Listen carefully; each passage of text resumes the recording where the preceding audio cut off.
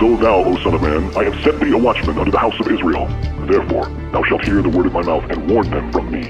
Have no fellowship with the unfruitful works of darkness, but rather expose them. Coming to you from an undisclosed location in Middle Tennessee and examining current events from a biblical perspective, this is Bible News Radio with your hosts, Randall and Stacy Harp.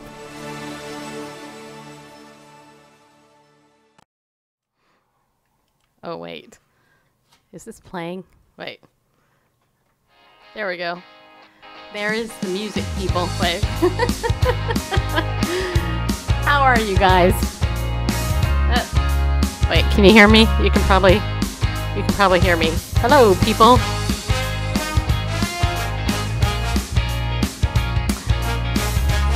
Have I told you I love you lately? I actually do. You, right there. I love you guys. By the way, if you, thank you guys for sharing this out, okay? Hey, Jason and Jeff and Mia and Dottie and Melanie. Alright, so Mia and Melanie, I mailed your books today. Jeff, I'm holding yours till I get the Bible. Yeah, you. Alright, this is going to be a fun show. We have a lot of good news to share, just so you know. In case you didn't know. Yeah. Alright, so I want to say welcome to everybody on Facebook Live. If you're there watching or in the archive, feel free to like the page. Make sure you get notifications. We're here every day at 7 p.m. Central Time. And all of you guys on YouTube, ditto, same thing. Subscribe, hit the notification button so you can get me whenever I'm on live. I mean, who wouldn't want that, right? And by the way, I am going to be starting to put like shorter videos over on YouTube because it was recommended from a big guy on YouTube that I do that. So, all right.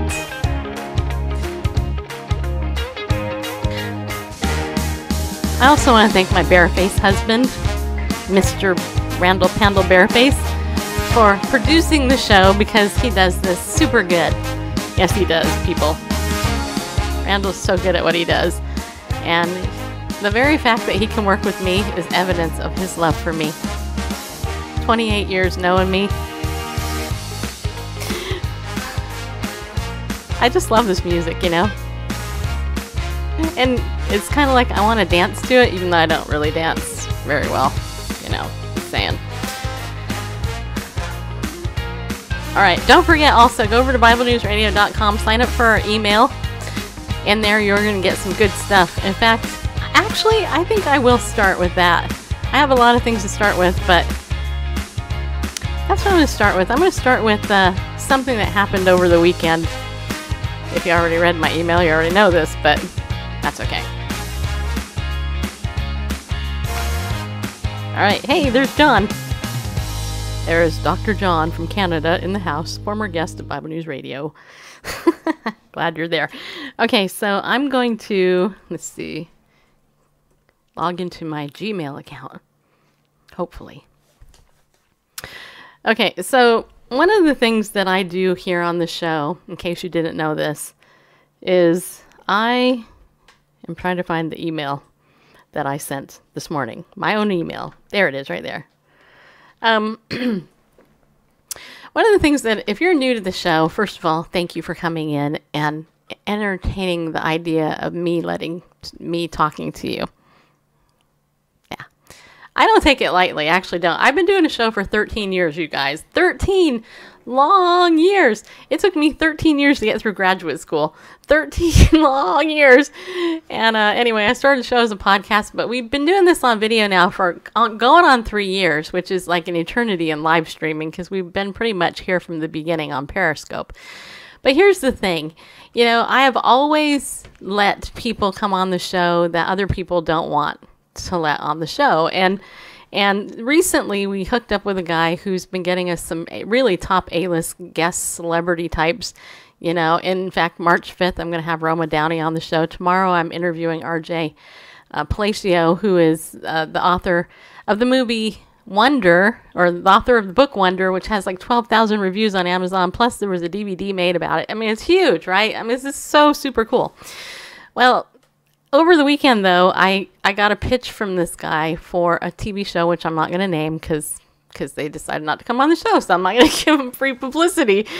But they sent me back an email, and here's what they wrote. And I want to share this just because it made me laugh. It says, quote, "Is Bible News Radio conservative?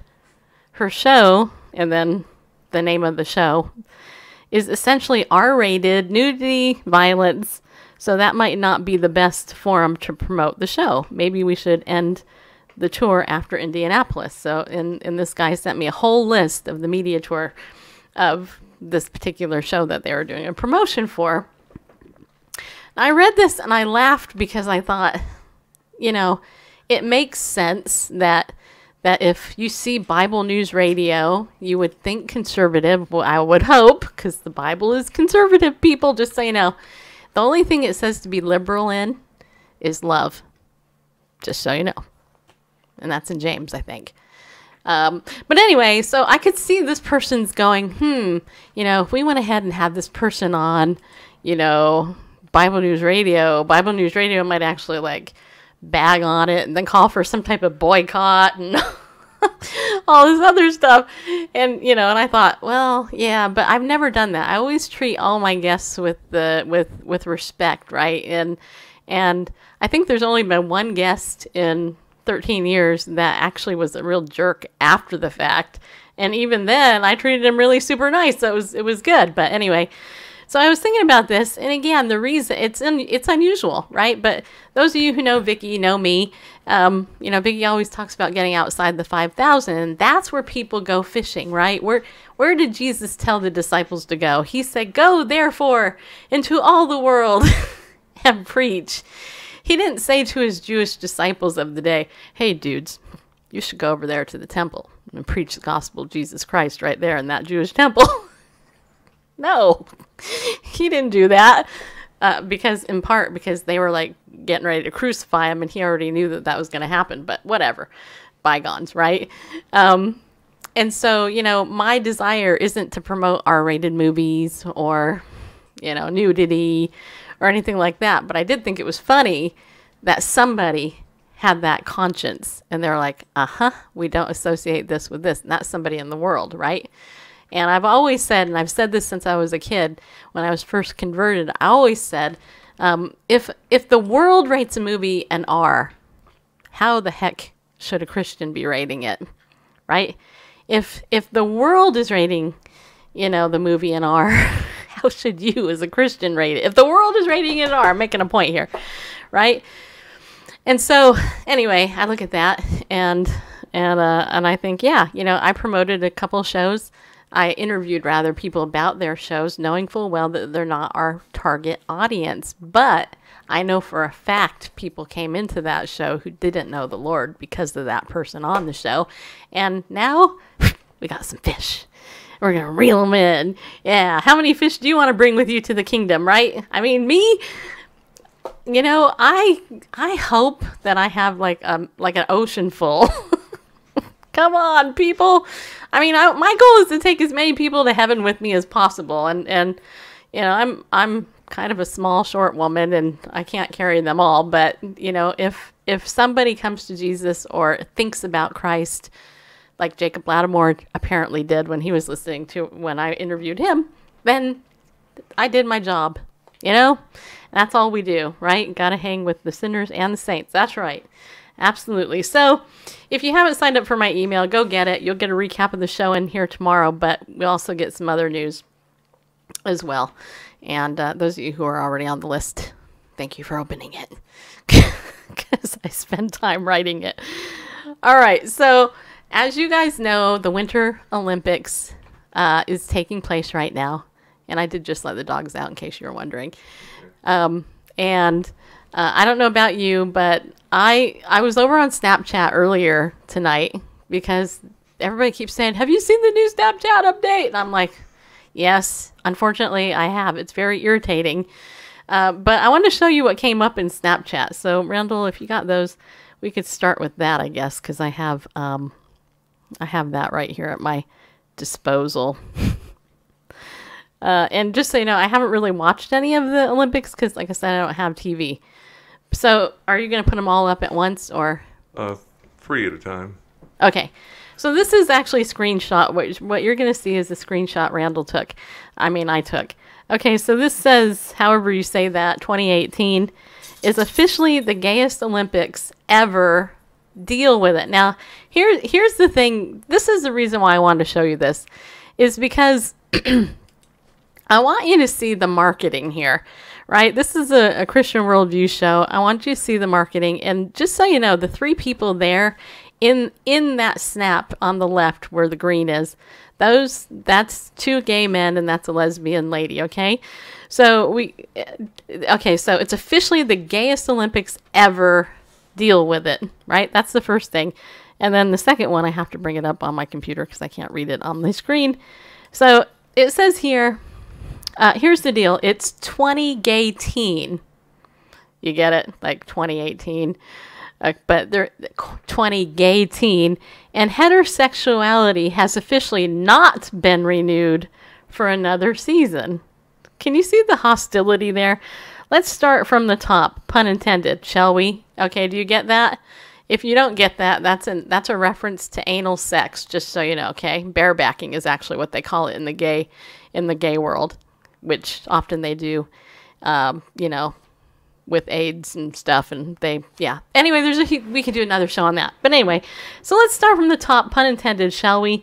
There have always been gay athletes in the Olympics. That much is true, but the 2018 Olympics are stacked with more LGBTQ excellence than RuPaul can shake a wig at. And of course, that's RuPaul on the bottom there, a transgender individual.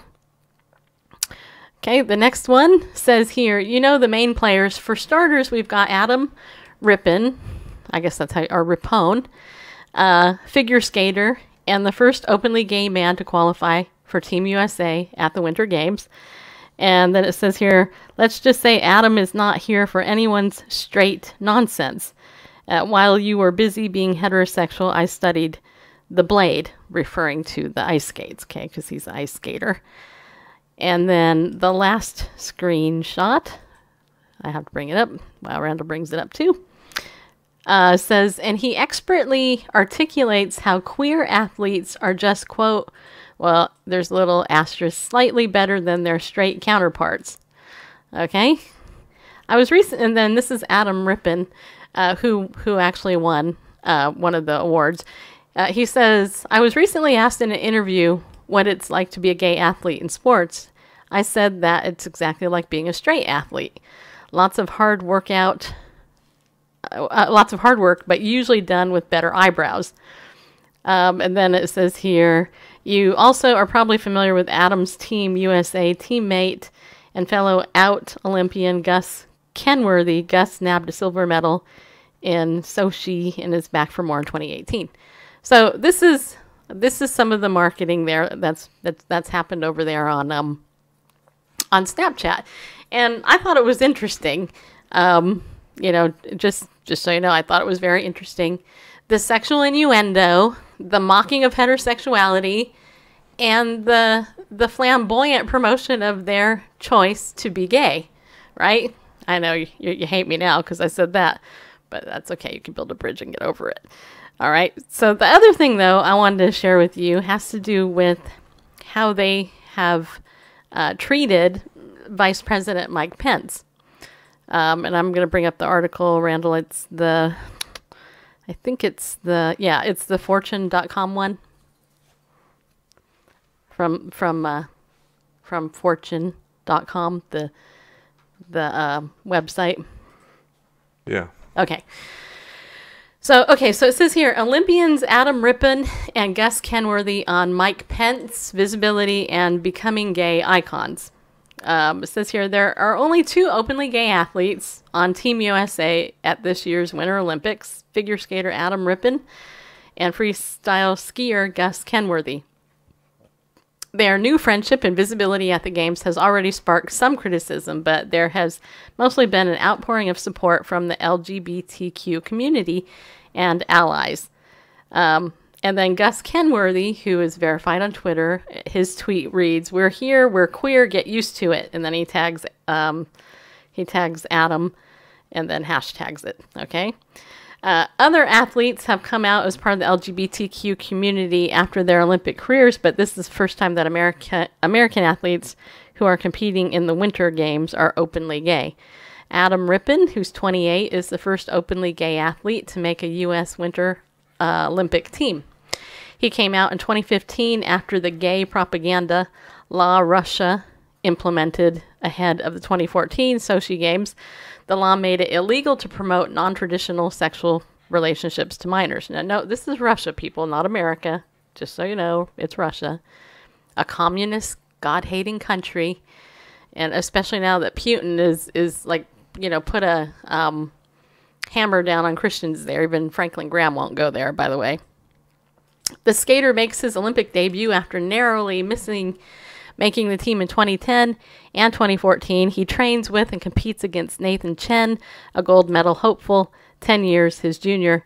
But it's Rippon's sexual orientation, rather than his age, that has garnered attention. He is the oldest male figure skater competing on Team USA this year and the oldest figure skater to make his first trip to the Olympics since 1939. I really think that's amazing. I think it's cool. I mean, it really is. It's a cool thing that he has done this and he has achieved this at his age and with the talent and the skill that it takes to do, you know, athletics. I mean, let's face it, people. If we were all awesomely athletic, the Olympics wouldn't matter. Anyway, so then he says, being gay has never been a big deal to me, which is why it's a little funny to be getting all this attention about it, he told GQ. Rippon gave a strong performance Sunday night to help the U.S. secure the bronze medal in team figure skating. Okay, now, first of all, I have to take issue with the fact of what he just said. I don't believe him. I think he's full of baloney when he says that it's never been that big of a deal to him, because if it really seriously wasn't, and it still isn't a big deal, then why all the media fuss over it? I mean, really, he can turn down any interview he wants. Let me tell you something. In media, if you are being pursued to be interviewed, you have the power to say, "No, I don't want to interview with you. Just so you know, I'm not interested." And if they ask you a question about your sexual orientation, you know, you could go, if it wasn't really that big of a deal to you, you'd be like, you know, how is that relevant? How is that relevant to the Olympics? And this is the reason I'm bringing this up. How is it relevant to being an athlete? What somebody does sexually in their bedroom or who they think they are in their head that's contrary to nature has absolutely nothing to do with how well they perform as an athlete. So the question is, why is the marketing of homosexuality, these gay games, why is this such a big deal right now? I'll tell you, it's because part of the manual of the marketing of this in our culture, in the world, is that anything positive to make anything good acceptable, to make all gays all good all the time. And they remove the damage of the sexual behavior of homosexuals and lesbians. They remove it. Don't look at that. No, we don't want you to look at that over there. You know, and I've educated you about this before. If you're new, you know, keep listening because I'll say it again eventually. All right. Now, here's the other thing. Talking about Mike Pence, our vice president, who, by the way, has been, you know, pro-family. Him and his wife, Karen, have done a gazillion things for the pro-life movement. They've stood up for traditional marriage. They actually want people to get help who want it. But anyway, this is what this article says. And again, this is fortune.com. Before the games began, he voiced his concern over the decision of Vice President Mike Pence leading the Team USA Olympic delegation, turning down a meeting with Pence ahead of the opening ceremony. Okay, so let me ask you this. Why? If your sexual orientation really is no big deal to you, like he claims, then why did he turn down a meeting with the Vice President of America, of where he is a citizen? Or no, he's not. Is he a Canadian? I can't remember. But why? But why? I think he is an American. He is an American. So why did he turn that down? If his sexual orientation didn't matter and it wasn't a big deal, Why did he refuse to meet with the vice president? That's crazy, in my opinion. You know, completely crazy. And it's insulting to our country for him to do that. But this is what he said. He said, "You mean Mike Pence, that the same Mike Pence that funded gay conversion therapy?" He told USA Today, "I'm not buying it." The vice president responded on Twitter, but Ripon remains skeptical. And the tweet that vice president sent to him was, quote, "I want you to know we are for you. Don't let fake news distract you. I am proud of you and all of our great athletes, and my only hope for you and all of hashtag Team USA is to bring home the gold. Go get them." Okay? And then it says here, on Monday, Ripon said he would likely boycott any visit by Team USA to the White House in order to support the LGBT community. So is this guy telling the truth? Because I'm curious. If his sexual orientation is no big deal to him, why is he, number one, bagging on the vice president and not meeting with him, showing disrespect to the, to the vice president? And number two, why is he holding up a sign that says, "I wouldn't be at the Olympics today without my haters," which is in the same article in Fortune. And it says here, "The real one I did for TV," says my mom, "but like, I needed this one for myself because it was the first thing that actually popped into my head and I thought it was so funny." There's some incongruency here, you guys. That's my point. That's my point. Gus Kenworthy, I'm just going down a little bit more. Freestyle skier Kenworthy also came out as gay in 2015. This is the second Olympic Games for the 26-year-old silver medalist, but it's his first time representing Team USA since coming out. Kenworthy has also used his platform for a message of inclusion. "I'm incredibly honored to be here in Korea competing for the U.S., and I'm so proud to be representing the LGBTQ community alongside this amazing guy." He captioned a photo of himself and Ripon on Instagram. "Eat your heart out, Pence." See, again, a dig at the vice president. Why? Really? What did Vice President Pence do? Why are they so hung up on what Vice President Pence thinks? Why do they care so much if their sexual orientation is no big deal to them? Anyway, I think I made my point. I believe there's also a transgendered athlete, right, Randall, at this year's Winter Olympics? No one, not openly. It's not open, but there is one. Well, no one's reporting for sure. No one's saying for sure whether or not. But there's speculation about it. Speculation because the IOC, the International Olympics Committee, basically gave a pass on it that is legal. Gotcha. But yeah, which. So, anyway, so here's my bottom line. My bottom line is that I'm not bagging on any homosexual in the Olympics. Hey, I don't care if you're straight or gay or whatever, and you're in the Olympics.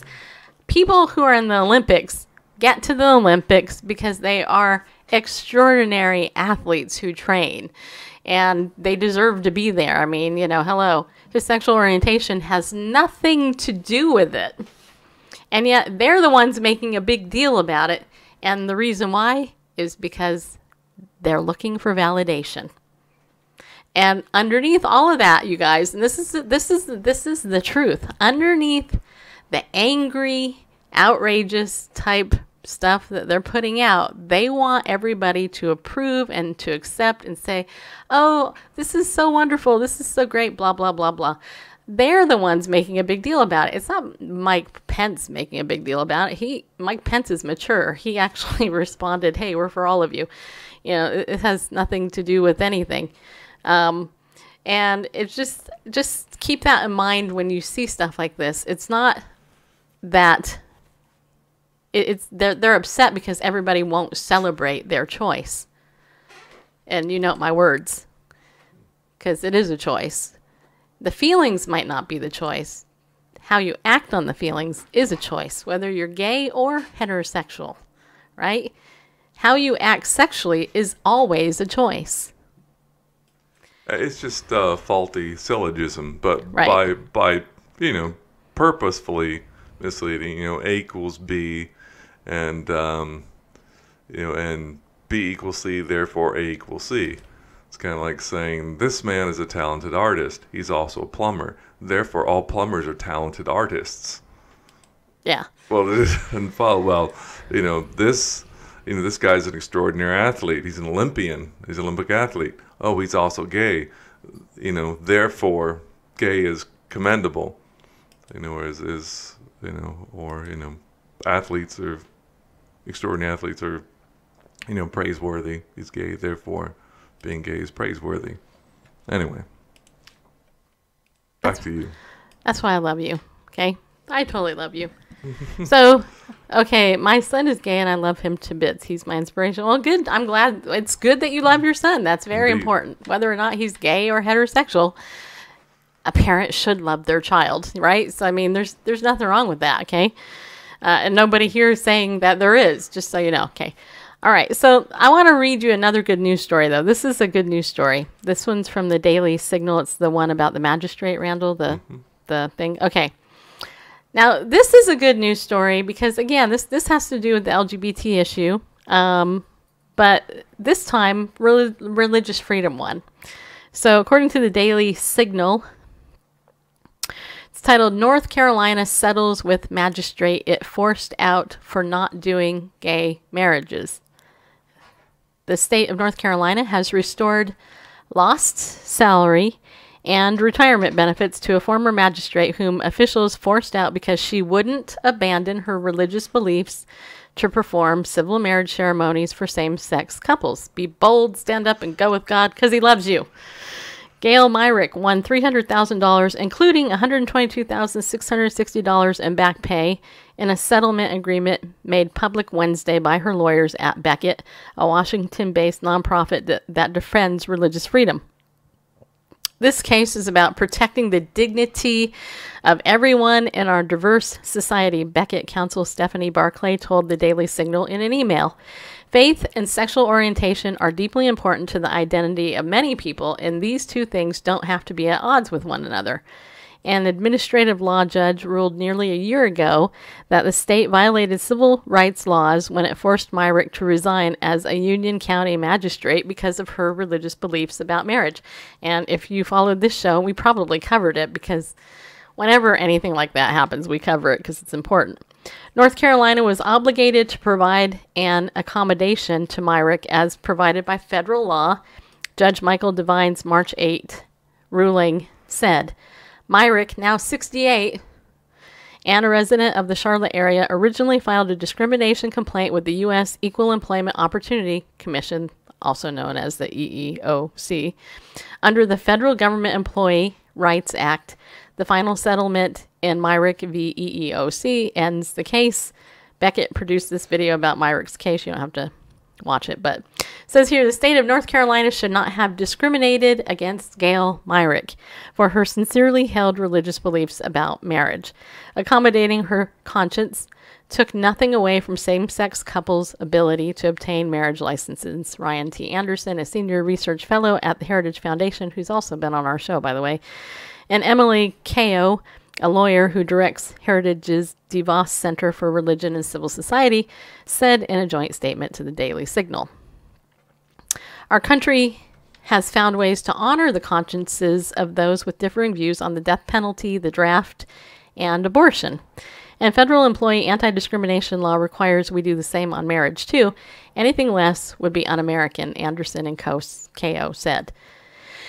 Here's what happened to Myrick, according to Beckett. As a magistrate, Myrick issued warrants, set bail, processed fines for traffic violations, and occasionally performed civil marriage ceremonies.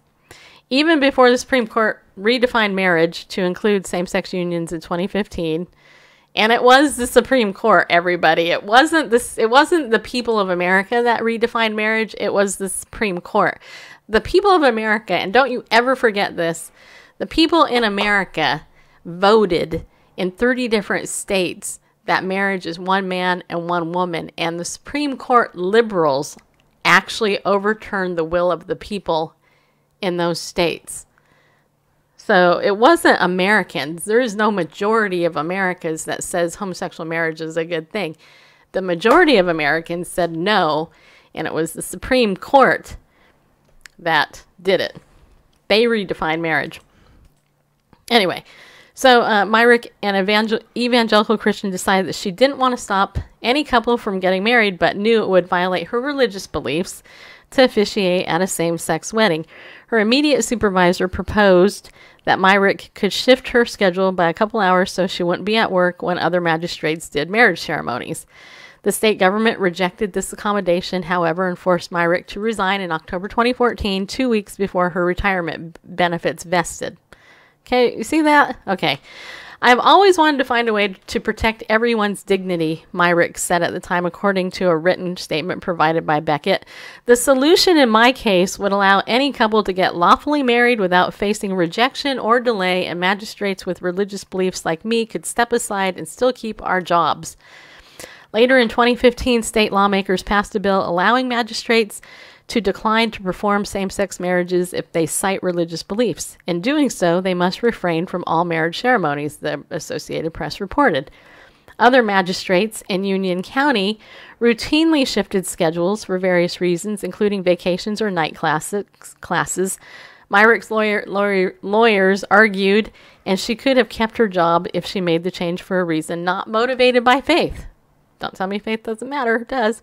If one government employee can change their work schedule to go fishing, another should absolutely be able to change their schedule for their faith, Barclay told the Daily Signal. State officials later acknowledged treating Myrick unfairly. She said, and the November 27th settlement agreement makes her whole by paying the lost salary and retirement benefits. And if you don't think $300,000 and $122,000 plus in back pay is a lot of money, then feel free to send it my way, because that's a lot of money. W. Ellis Boyle, a lawyer in Raleigh, also represented Myrick. A spokeswoman for the North Carolina Justice Department, the agency that represented the state in the case, declined to comment Wednesday. You know why? Because they lost. That's my guess. But anyway, I share this because this actually is a good news story. So, and believe it or not, there's actually coming out more and more of these good news stories where people of faith are actually they're winning the lawsuits because people are seeing this is discrimination against Christians, which brings me to today, February 12th, right? Today is Abraham Lincoln's birthday. You guys probably know that. At least I hope you do, right? This is the day we celebrate Abe's birthday. But in 1865, a very interesting event took place in February 12th. And just for fun, I'll ask you guys if you know the name. Do any of you know who Henry Highland Garnet is? Bareface, do you know who this is? I do not. No? Put a 1 if you guys know who Henry Highland Garnet. Do kids get today off in the U.S.? I think some do. I'm not sure about everybody, or I think different states do it differently. I'm going to guess... today is President's Day, right? Because... Actually, technically, it's next week. It's next week. Okay. The 19th. It's the 3rd. Okay. I looked it up. It's actually... So it's actually today Lincoln's birthday? Lincoln's birthday is, February 12th. Okay.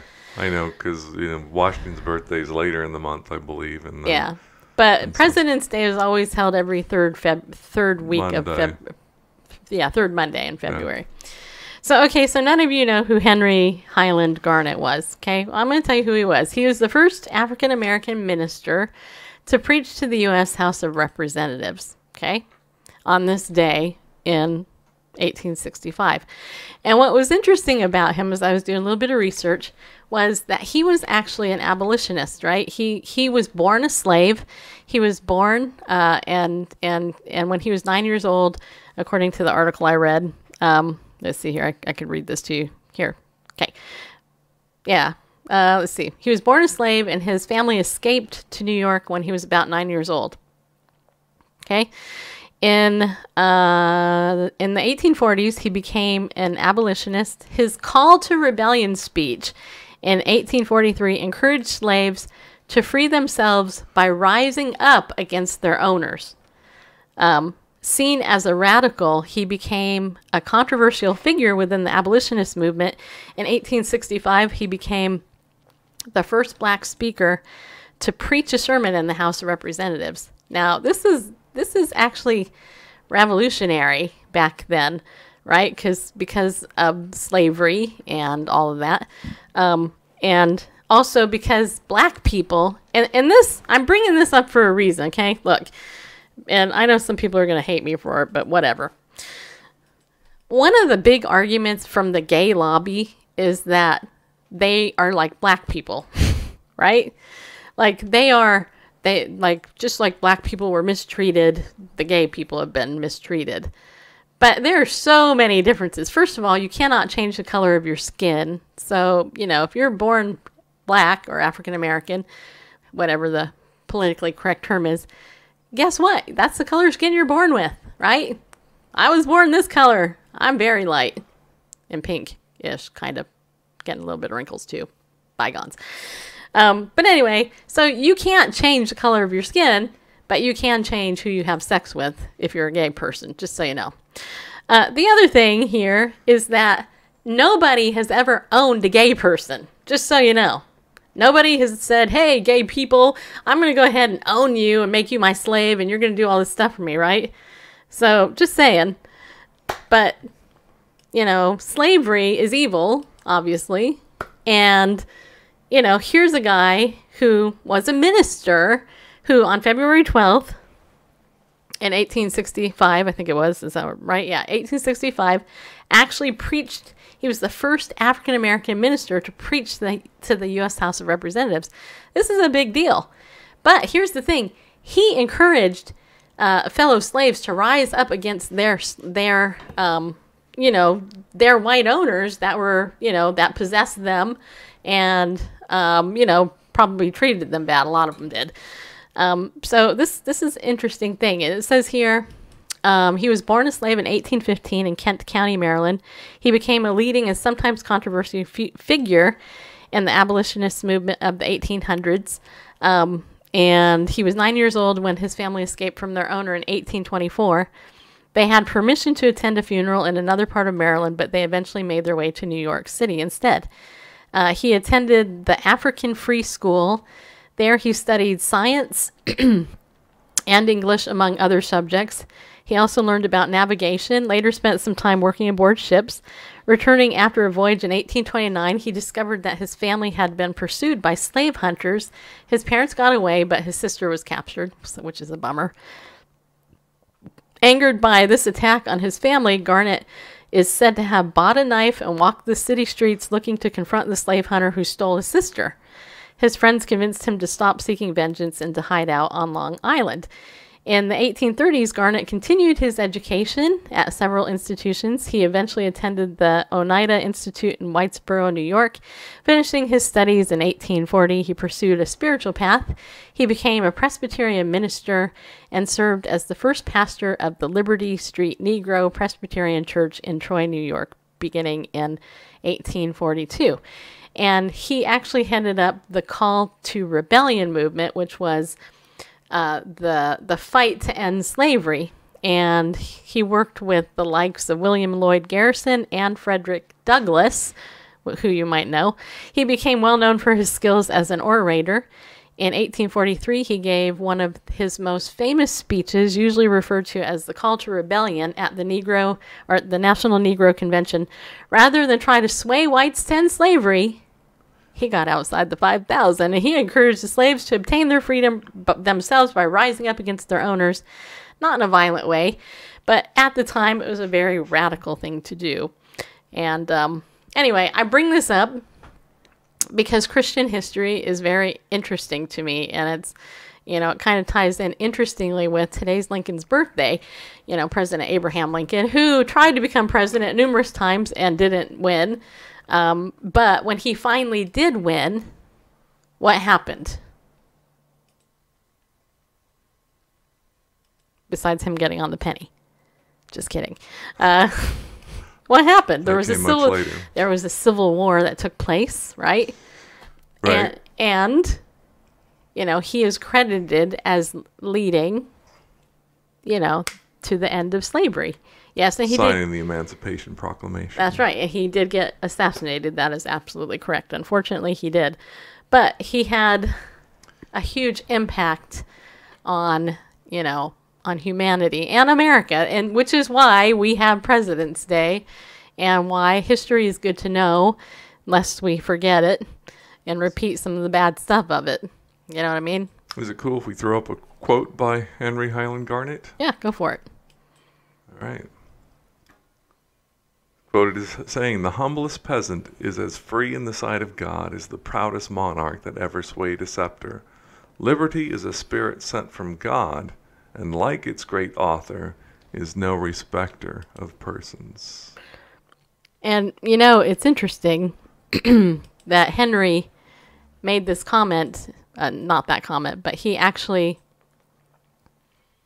on this day in 1865, he preached that message, but it was also in 1865 that Lincoln was assassinated. So is there a coincidence and tie into that? I don't know, but I do think it's interesting. And also today, in case you didn't know that today, a couple other famous birthdays for today. Charles Darwin was born on this day, February 12th. So was Cotton Mather and Bill Russell. Current day, he's 84 years old. He hasn't died yet. And Raymond Kurzweil is 70 years old today. He was born. Kurzweil, who is Mr. AI guy. All right. His company has made some mighty fine synthesizers. Yes, and I'm not with all the AI movement and transferring our consciousness to machines, that whole thing, and the 2045 initiative. Not my bag, but actually, you know, on this musical instruments. On this day, you know who died on this day? Ethan Allen died. James Cash Penney, aka J.C. Penney. Charles Schulz and Tom Landry they all died on February 12th. Different years though.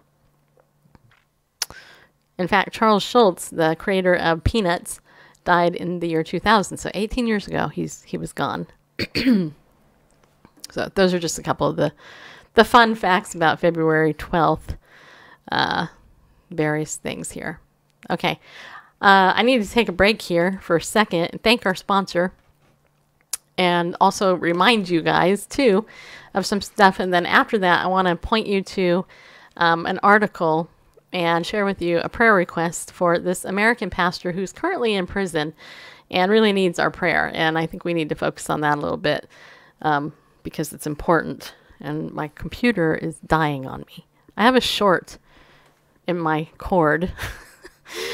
And it's charging. No, it's not. Yeah, it is. Nope. Yeah, nope. Yeah, I have to buy a new adapter, you guys. If it's not one cord, it's another.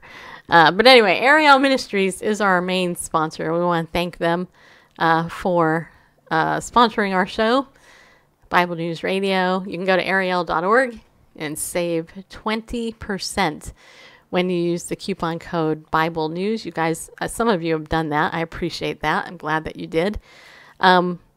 Don't forget, anything in the store there you can get on sale. There's things as low as $3. You can save on $3 there. Also, over on my Twitter account, I have set up the free PDF for April is the Modern State of Israel and Bible Prophecy. You can go and download that. I think it's 16 pages. It's a great study by Dr. Fruchtenbaum, Arnold Fruchtenbaum.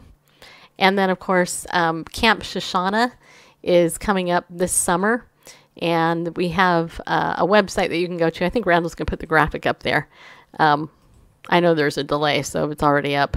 There it is. Okay, there's Camp Shoshana. And the website URL, can you read that off there? Because I can't see it.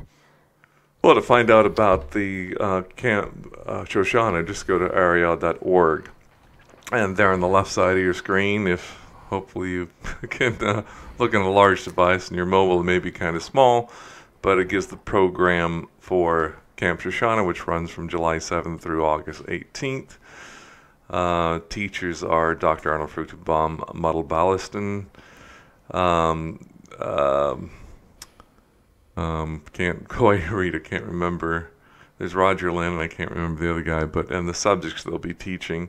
And on the right side is the courses for this, the 2018 curriculum for Ariel's Messianic School of Jewish Studies, which you can find more online about at arielsmjs.org. So that's like Ariel School of Messianic Jewish Studies.org. You can see the courses that are available. And if you give me just a moment, I can attempt to whoops. I'm gonna try to scale things up here and maybe. Oh, come on. Well, maybe not. Just things are being difficult. I won't delay things any further. So, back to you. Okay. All right. Also, I'm trying to get my computer not to die because my adapter. Okay. Yeah, this is called a squirrel, people. Squirrel. Squirrel. Hi, Mo. There we go. I don't know. Anyway. Okay. Anyway, also, don't forget, if you want to donate to Bible News Radio, you can go to BibleNewsRadio.com/give, I think. And if you want to become a pillar of the community, which is where you get to support us every month, then just become a pillar of the community there at the same website. Basically helps us out. Really does actually help us out. Because there's just two of us doing it. And really, it's, Randall runs the show when we're on air. I do everything else. So really, if you love me and you want to help feed me, then go ahead and become a pillar of the community. There's some good benefits to that. All right. I'm trying to make sure my computer doesn't die because my adapter's messed up. Yeah, and if you donate, trust me, it will help me buy a new adapter for my computer. For my computer. Okay. All right. So there's this other story. This is one of the first ones I saw this morning, and I read it. I was so sad. It's over on WorldNet Daily. It's also mentioned over on the Christian Post website, but WorldNet Daily doesn't have as many advertisements, so it's easier to read there. It's titled American Pastor Imprisoned by U.S. Ally and Pleads for Prayer. I'm very discouraged. Can't handle the thought of growing old in this place. And this is... I want you to hear about this because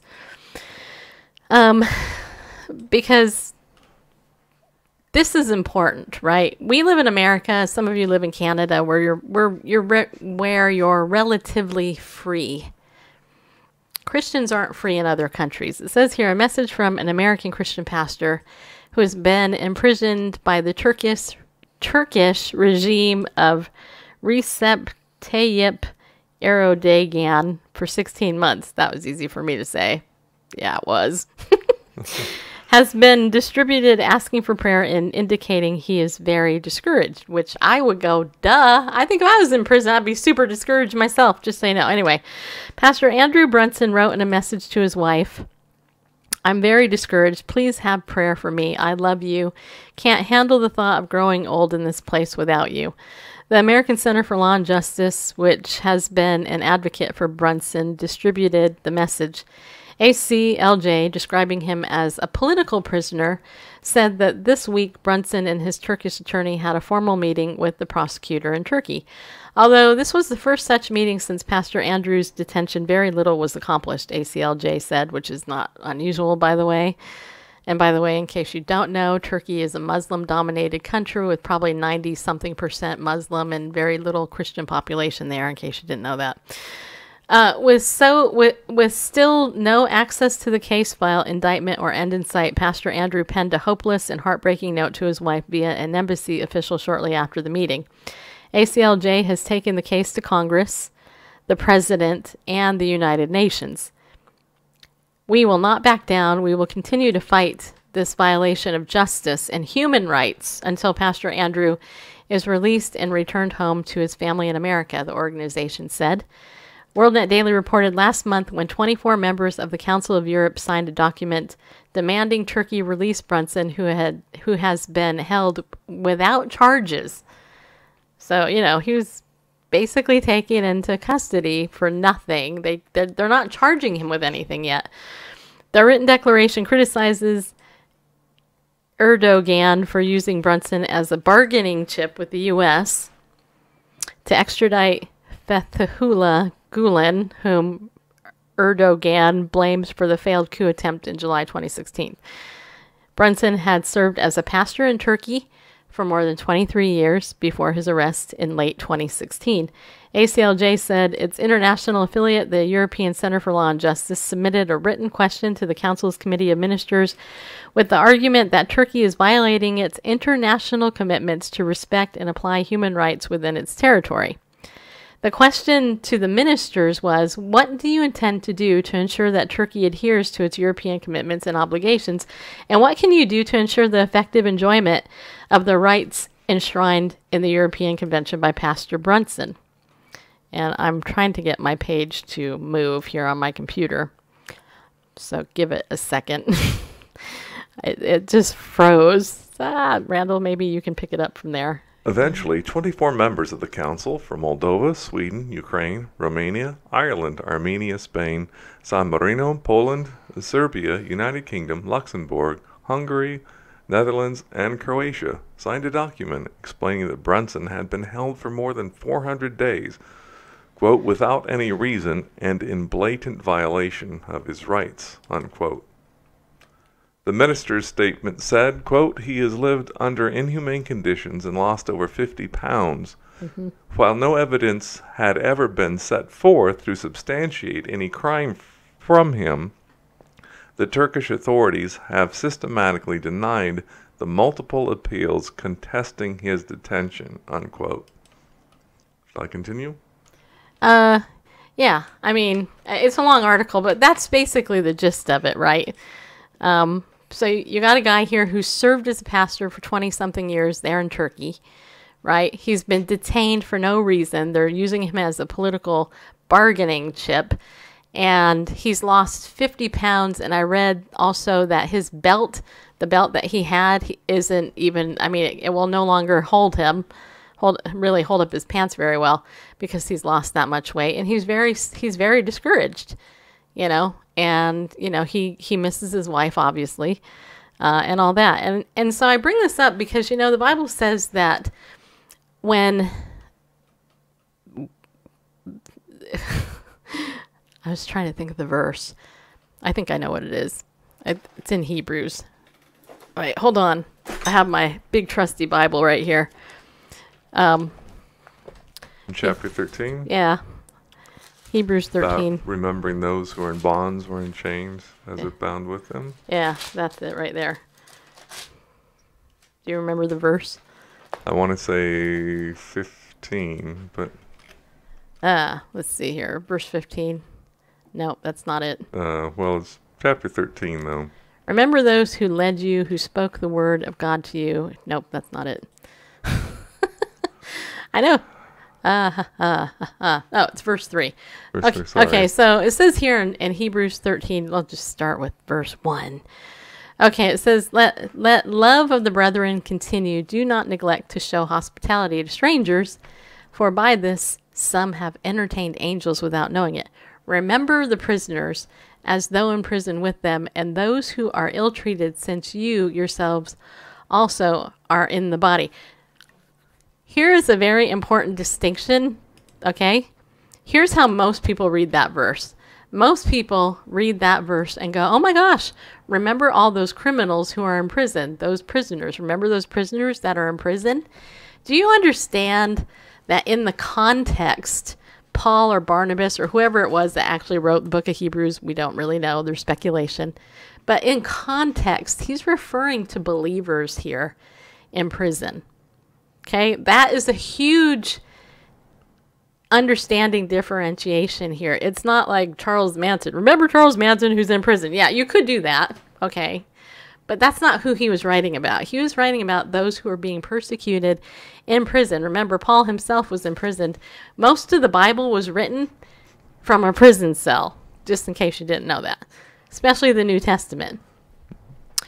And so this is the thing, because when Paul or Barnabas or whoever it was that wrote this says, remember the prisoners as though in prison with them, and those who are ill-treated, since you yourselves also are in the body. Right there, it tells you what type of prisoner he's talking about. He's not talking about a criminal, he's talking about a Christian prisoner. Because in Rome, they threw them in prison. Well, they threw him to the lions too, you know, and all that, and all that. So nothing has changed in the centuries that have passed. We are also called to remember those who are in prison for their faith. And even though... Well, something has changed. Persecution has increased in the centuries that have followed the writing of the book of Hebrews. Oh, yeah. Plus, there's actually another story I posted on my Facebook, I think it is, too, that actually had to do with that. Hold on, I'll bring it up. Let's see here. Yeah, the Christian Post, the headline on the Christian Post, I actually didn't bring this up, but it's titled 16,000 Christians Dead in Less Than 3 Years. Report reveals extent of violence in Nigeria. Now, Nigeria is one of the worst places for a Christian to live as far as persecution goes. I mean, they just slaughter Christians there left and right. And yet you don't hear much about it. But, you know, if somebody of an alternate lifestyle gets beat up, you know, and then it turns out that they did it to themselves, that's all over the news for like days and centuries, you know. But if a Christian gets murdered somewhere, whatever, snoozeville. But that's not what God tells us. God tells us to remember the prisoners as though you are in prison with them. Why? Because you're in the body. You're in the body. This guy, this pastor, and this is what I know, I can tell you a couple of things. Number one, whenever there's any public acknowledgement of a prisoner from anybody, like Voice of the Martyrs has what they call a prisoner alert program. You can go over to prisoneralert.org, and you can actually write a letter that they have, like a form letter or whatever, and all these letters will get sent. Sometimes the prisoners never see them, but the actual prisoner guards do. And the embassies or wherever it is that they're actually mailing them to, they do. And so that pressure, they realize that, you know, these people are not forgotten, number one. Number two, we know that this pastor is being treated badly. Why? Because he's lost 50 pounds. So clearly they're not feeding him, or if they are, it's not very much. Because you don't just lose 50 pounds in a year, like, you know, not doing anything, you know. The underground church in China, the North Korean underground church, you know, the labor camps there. I mean, they torture and they do horrible things to Christians in these communist countries. And I'm pretty sure they're probably doing it in Russia as well. If not, you know, not like they were, but, you know, and it's only a matter of time before it comes to America. Now, some people think it won't. Some people think it might. My point is that we need to be prepared either way, you know, and we need to stand with those who are suffering for their faith today and realize that, look, if it's too much for you to write a little letter to a persecuted prisoner because it's too inconvenient for you, then I would actually ask you and say, really? Really? Because, you know, there's your brother or your sister, and I know there's plenty of women in prison. You know, Asia Bibi, she's been in prison since 2009 in Indonesia, I think it is. For what? Pakistan. In Pakistan. Yeah, okay. I got them confused because I've written about so many. But anyway, and what was her crime? Her crime was she shared the gospel with a Muslim lady who didn't like it. And then they lied about her. And they even have on record that those who accused her lied, and yet she's still there in prison. She should have been released years ago. So, no prisoners have broken the law. No, actually, the ones we're talking about, they didn't break any law. They were arrested as a political issue. But my point is that you can make a difference if you write a letter. But even more so, you can make a difference if you pray. And remember, our motto this year is pray for 18, right? Pray for 18 minutes a day. Not that that's like, you know, it's 2018. Just pray for 18 minutes a day. In fact, my little guy in Awana, I taught him the pray for 18 hashtag. And I told him, reduce it to the ridiculous, right? Pray for 2 minutes for 9 hours, right? 2 minutes, an hour. If you can't pray for 18 minutes at one time, then 2 minutes for 9 hours, okay? You can reduce it to the ridiculous. And if you stay up 18 hours, pray 1 minute every hour. It's not that hard. And let that be part of your prayer list, that, even if you don't know these people's names, just God does. And those prayers get answered. I can tell you that. They do. And Pastor Saeed was one of those prayers that was answered. But here's the thing, and I will tell you this. The American Center for Law and Justice, in many ways, does way more political work than organizations like Voice of the Martyrs. Voice of the Martyrs actually is on the ground, many ways, clandestinely, doing work, distributing things like food and clothing and scripture materials, Bibles, various things secretly. Whereas the American Center for Law and Justice and their counterparts in different countries, they're advocating politically on behalf of the prisoners. And so you can go over to their website. They usually have petitions, and you can sign, and that matters, right? So don't underestimate the power of a signature. And if you're like me and you kind of get annoyed that you get a lot of emails or whatever, build a bridge and get over it, okay? Because you're not the one in prison suffering. You're the one that God has allowed not to be in prison.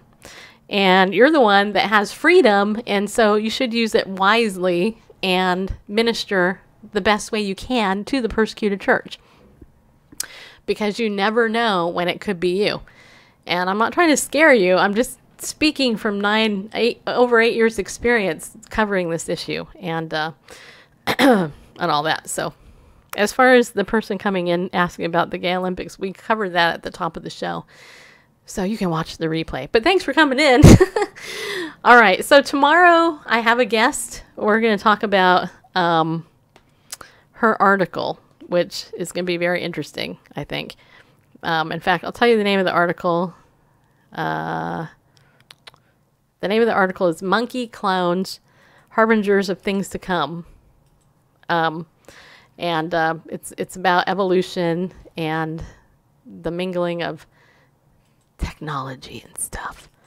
It's actually going to be really good. So you reported me. I'm touched. Okay, so are there any other questions or comments? Did I forget anything, Randall? I don't know if you want to mention Unstuck Club or anything like that. Oh yeah, the Unstuck Club. We're working on it. Actually, here's the thing. The Unstuck Club is open. It's still free. You can still go look at all the videos. I'm going to keep it open and keep it free, but I am going to launch Unstuck Premium as soon as I can. I'm waiting for my new website to get finished. Once my new website is finished, it will be on there for other stuff. Yeah, you're welcome, John. And to the guy that reported me, you guys got to ask yourself, why would he report me?